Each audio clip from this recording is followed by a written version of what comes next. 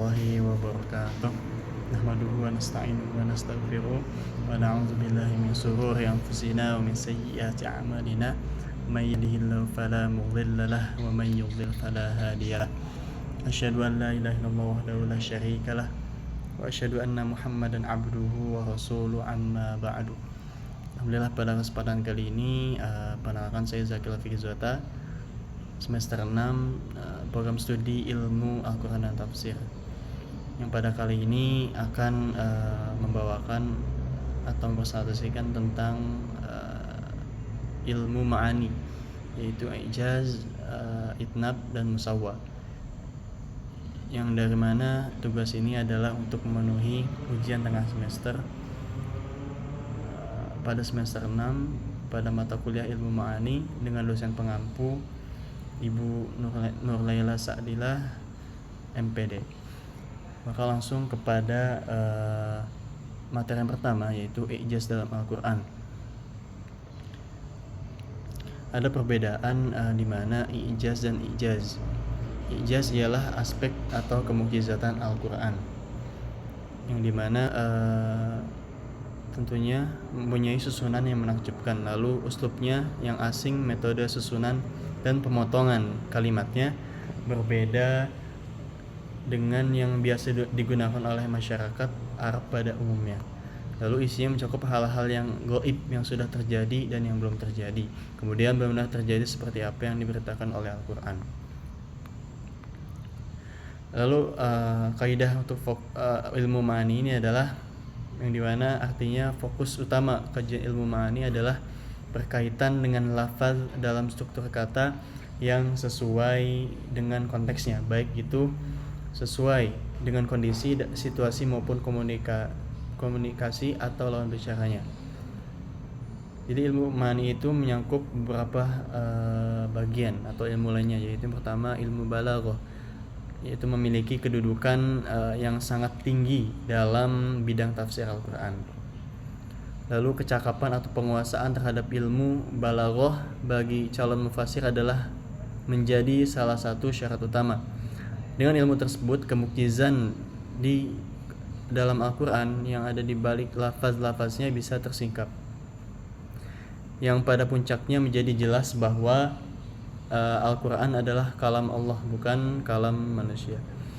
Lalu kaidah berikutnya adalah ijaz adalah mengungkap lafaz yang sedikit ringkas tetapi memiliki makna yang luas. Jadi pembagian ijaz ini terdapat ada dua bagian, yaitu al-qasar, ijaz al-qasar, dan ijaz al-hafaz. Contoh ijaz al-qasar yaitu tanpa ada hazf adalah mengungkapkan kata-kata dengan susunan lafaz yang sedikit dan ringkas, tetapi memiliki makna yang luas dan padat. Maknanya yang dimana artinya maknanya lebih luas daripada susunan kalimatnya. Contoh alalahul khalqu wal amru, ketahuilah milik Allah segala urusan dan penciptaan. Surat Al-A'raf ayat 71 ayat 54. Kata khalq yang artinya penciptaan dan kata al-amru yang artinya urusan mengandung makna semua atau segala hal yang berkaitan dengan penciptaan makhluk, langit, bumi, manusia, hewan, dan lain-lain. Dan urusannya seperti hidup, mati, senang, bahagia, dan lain-lain itu sudah terkandung dalam makna ayat ini.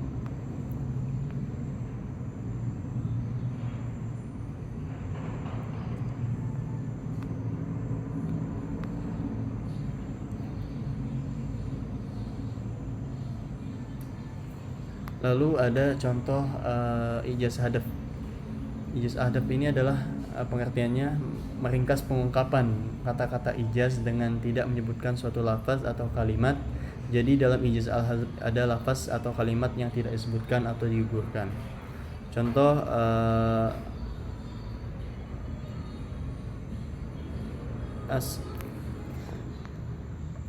as'al qaryatal lati kana fiha, bertanyalah kepada desa yang pernah kami diami. Itu Quran Surat Yusuf ayat 82.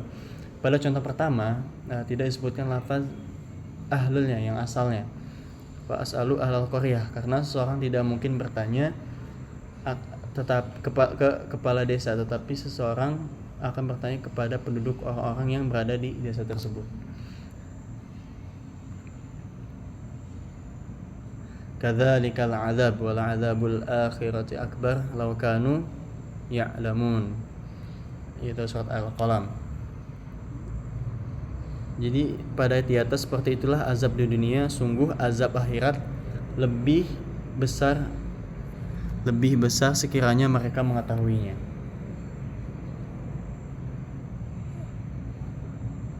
Lalu ada arti ayat selanjutnya, yaitu ingatlah hari ketika Allah mengumpulkan kamu pada hari berhimpun atau hari kiamat. Itulah hari pengungkapan kesalahan. Siapa yang beriman kepada Allah dan mengerjakan kebajikan, niscaya Ia akan menghapus kesalahan-kesalahannya dan memasukkannya ke dalam surga yang mengalir di bawahnya sungai-sungai. Mereka kekal di dalamnya selama-lamanya. Lalu waman taba wa amal sholiha, barang siapa yang bertaubat dan beramal soleh. Contoh ketiga tidak disebutkan lafaz amalannya, asalnya, karena ini kerjakan perbuatan yang soleh, bukan kesolehan itu sendiri. Adapun soleh adalah sifat daripada suatu perbuatan.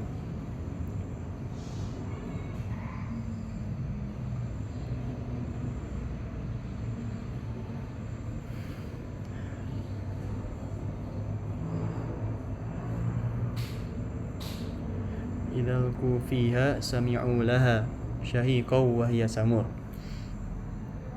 Surat Al-Mulk ayat 7, yang dimana artinya apabila dilemparkannya ke dalamnya neraka, mereka pasti mendengar suaranya yang mengerikan saat ia membara.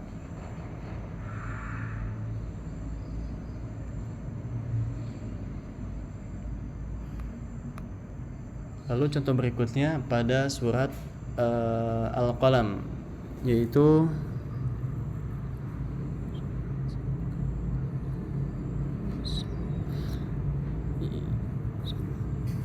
ya fasabat kas-sarim, Al-Qalam ayat 20, yang arti ayatnya, maka jadilah kebun itu hitam karena terbakar seperti malam yang gelap gulita. Maka itu adalah contoh tentang ijaz, yang dimana ada ijaz hazf dan ijaz ijaz qasar. Begitulah contoh-contohnya daripada dalam ayat Al-Quran.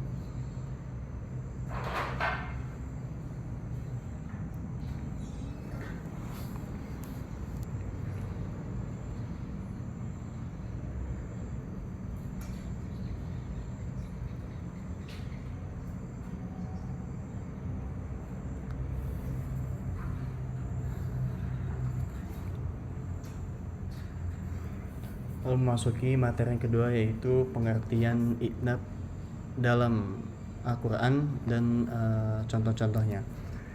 Yaitu yang pertama, penjelasannya apa itu itnab. Itnab adalah ungkapan yang sangat panjang dari makna yang sangat pendek karena adanya tujuan, seperti menguatkan dan mengokohkan makna, menetapkannya serta memperjelas pengertiannya. Lalu itnab terbagi menjadi 8 macam, yaitu yang pertama, penyebutan lafaz yang khusus setelah lafaz yang umum. Contoh ayatnya, hafizu 'alas shalawati was shalatil wusta, yang artinya peliharalah segala salatmu dan pelihara salat wusta atau salat asar. Ayat itu dimaksudkan untuk mengingatkan bahwa sesuatu yang khusus, salat wusta, lebih utama daripada yang umum, salawat, sehingga keduanya memakai ungkapan yang berbeda dan seakan-akan merupakan sesuatu yang lain dari sebelumnya. Lalu yang kedua, penyebutan lafaz umum setelah lafaz yang khusus agar dapat mencakup seluruh isi afrodnya dan menganggap penting pada lafaz yang khusus karena disebut 2 kali dalam bentuk umum setelah sebelumnya dalam bentuk khusus seperti firman-Nya Rabbighfirli wali walidayya waliman dakhala baitiya mu'minan walil mu'minina wal mu'minat.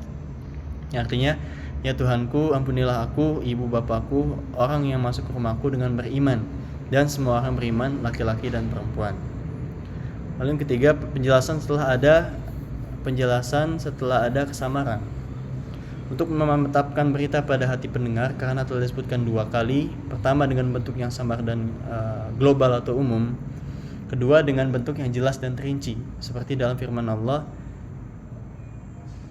Ya ayyuhalladzina amanu hal adullukum ala tijarah tunjikum min adabin alim tu'minuna billah wa rasulih wa tujahiduna fi sabilillah bi amwalikum wa anfusikum. Artinya, hai orang beriman, sukakah kamu kutunjukkan suatu perniagaan yang dapat menyelamatkan kamu dari azab yang pedih, yaitu kamu beriman kepada Allah dan Rasulnya dan berjihad di dalamnya di jalan Allah SWT dengan harta dan jiwamu. Lalu yang keempat, pengulaman takbir, menguatkan dan memantapkan sesuatu pada hati pendengar agar timbul rasa takut seperti firman Allah, kalla sawfa ta'lamun tsumma kalla sawfa ta'lamun. Yang artinya janganlah begitu, kelak kamu akan mengetahui akibat perbuatan itu, dan janganlah begitu, kelak kamu akan mengetahuinya. Lalu ada pengulangan takrir untuk menjaga agar tidak putus karena ada pemisah yang panjang seperti firman-Nya, Ya bati inni ra'aitu ahada asyara kawkaban wasyamsa wal qamar ra'aituhum li sajidin. Wahai ayahku, sesungguhnya aku bermimpi melihat 11 buah bintang, matahari dan bulan, kulihat semuanya sujud kepadaku. Di pengulangan lafaz ra'aitu bertujuan untuk menjaga agar tidak terputus karena adanya pemisah yang panjang. Lalu ada pengulangan terakhir lagi untuk lebih bangsa melakukan sesuatu, lihat dalam firman-Nya, annaman azwajikum wa auladikum aduwwal lakum fahdharuhum wa an ta'fu wa tasfahu wa taghfaru fa innallaha ghafurur rahim. Sesungguhnya di antara istri-istrimu dan anak-anakmu ada yang menjadi musuh bagimu, maka berhati-hatilah kamu terhadap mereka. Dan jika kamu memaafkan dan tidak memarahi serta mengampuni mereka, maka sesungguhnya Allah Maha Pengampun lagi Maha Penyayang. Kecuali itu juga untuk menerima nasihat sebagai firman-Nya, wa qalal ladzina amanu ya qaumittabi'una ahdakum sabilir rasyad yaqumu innama hadhil hayatud dunya mata'an wal akhirati hiya darul qarar. Artinya, orang yang beriman itu berkata, hai kaumku, ikutilah aku akan menunjukkan kepadamu jalan yang benar. Hai kaumku, sesungguhnya kehidupan dunia ini hanyalah kesenangan sementara, dan sesungguhnya akhirat itulah negeri yang kekal. Lalu ada i'tirad, yaitu membuat kalimat penyela jumlah mu'tarilab antara bagian dari satu kalimat atau antara 2 kalimat yang saling berhubungan dalam maknanya. Kalimat seperti itu mempunyai beberapa tujuan, yaitu a. untuk tanzih atau mensucikan, seperti firman-Nya,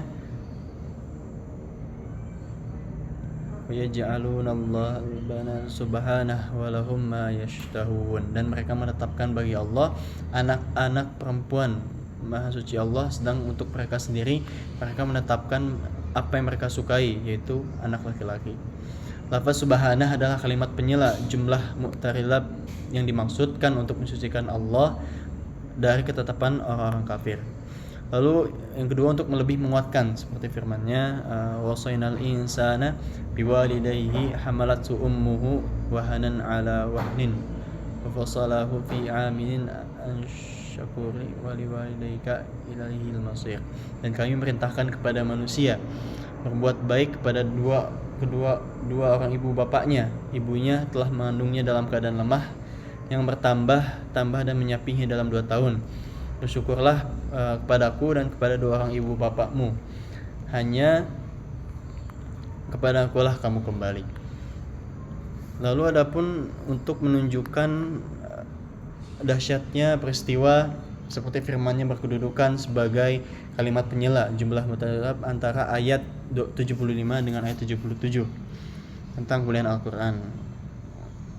Wa innahu laqasamul law ta'lamuna azim, sesungguhnya sumpah itu adalah sumpah yang besar kalau kamu mengetahui. Lalu yang keenam adalah ighal, yaitu mengakhiri kalimat dengan satu lafaz untuk maksud tertentu, padahal makna kalimat itu sendiri telah sempurna tanpa lafaz itu. Tujuan seperti itu seperti mubalaghah atau lebih menguatkan, seperti firman Allah, wa yarzuqhu min man yasha bighairi hisab, dan Allah memberi rezeki kepada orang yang dikehendakinya tanpa batas.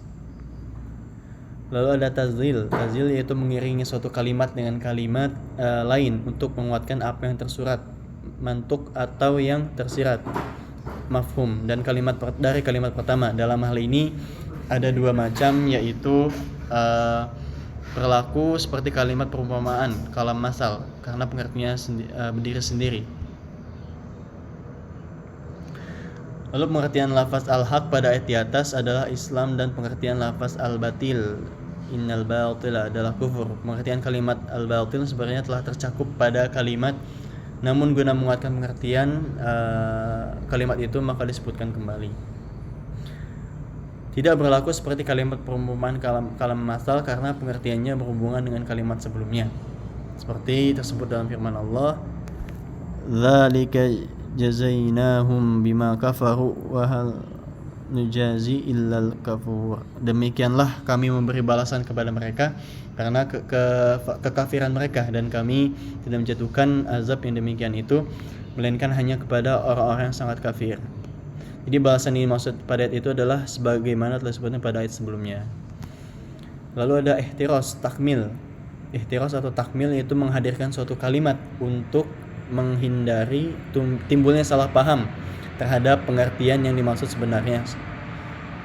Seperti ada pada ayat yang artinya, hai orang beriman, barang siapa di antara kamu yang murtad dari agamanya, maka kelak Allah akan mendatangkan suatu kaum yang akan mencintai mereka dan mereka mencintainya, yang bersikap lemah lembut terhadap orang mukmin, yang bersikap keras kepada orang kafir.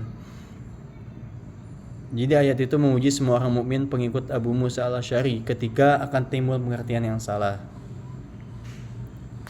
Lalu ada tatmim yaitu mendatangkan ma'mul fudlah atau maf'ul hal dan jar majrur pada suatu kalimat yang tidak mengandung kesalahpahaman untuk mencapai maksud tertentu, seperti mubalaghah. Jadi yang dimana artinya pada suatu ayat, dan mereka memberikan makanan yang disukainya kepada orang miskin, anak yatim, dan orang yang ditawan. Jadi ayat itu menunjukkan bahwa Allah memuji mereka karena bersedia memberikan makanan yang masih dibutuhkan dan disenangi kepada orang lain.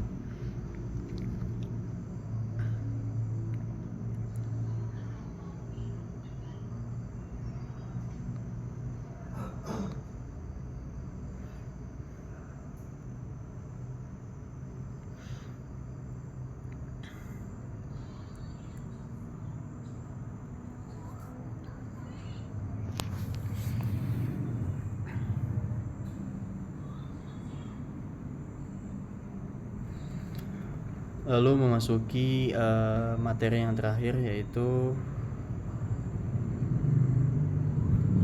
al-musawwa. Jadi pembahasan pada musawwa ini dibagi menjadi 3, yaitu ada definisinya, posisi musawwah dalam balaghah, dan contoh seperti apa musawwah pada ayat Al-Quran. Itu yang pertama perlu kita ketahui, yaitu pengertian daripada musawwa. Musawwa menurut kamus balaghah al-mu'jam al-mufassal fi ulumil al-balaghah, fi'il sawa artinya dengan fi'il sawa syai', maksudnya adalah menjadikan sesuatu menjadi sama. Sedangkan menurut kamus al-wasit, yang maksudnya adalah menjadikan keduanya sama atau sepadan. Jadi secara istilah yang dimaksud dengan al-musawwa adalah mengungkapkan kata-kata yang sesuai antara lafaz dan maknanya, tidak lebih atau tidak kurang. Jika salah satu dari suatu lafaz dalam kalimat tersebut dikurangi atau dibuang atau tidak disebutkan maka akan mengurangi maknanya.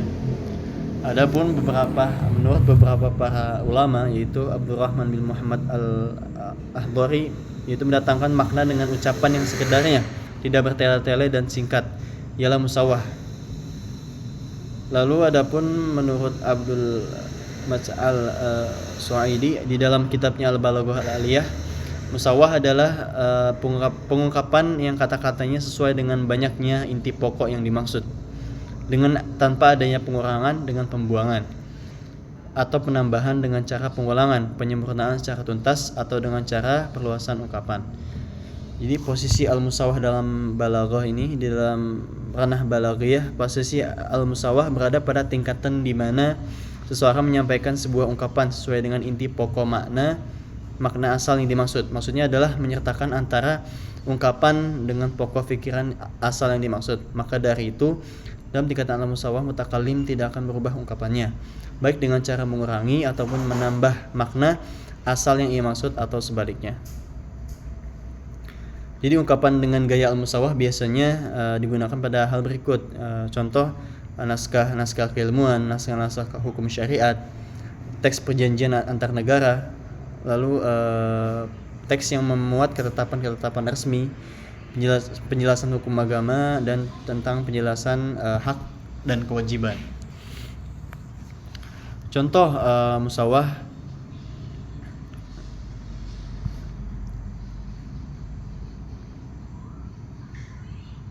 yahikul makzus syai'i inna balighi. Rencana yang jahat itu tidak akan menimpa selain orang yang merencanakannya sendiri. Lalu man kafaro fa'alaihi kufruh. Barang siapa yang kafir atau ingkar, maka dia sendirilah yang menanggung akibatnya, kekafirannya itu. Lalu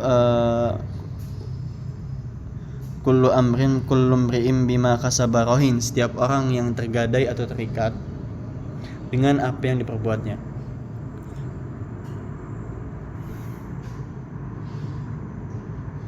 Lalu contoh berikutnya, wa ma tuqaddimu li anfusikum min khairin tajiduhu 'indallah. Apa yang kalian perbuat untuk diri kalian berupa kebaikan, niscaya kalian akan mendapatkan pahala di sisi Allah. Jadi semua contoh di atas adalah al-musawwah, persamaan susunan makna dengan kalimat, sehingga kalau salah satu dari susunan kalimat digugurkan maka akan merusak makna kalimat tersebut. Bila kita perhatikan contoh di atas, kita dapatkan bahwa kata-katanya disusun sesuai dengan makna yang dikehendakinya, dan seandainya kita tambahi satu kata saja, niscaya tampak ada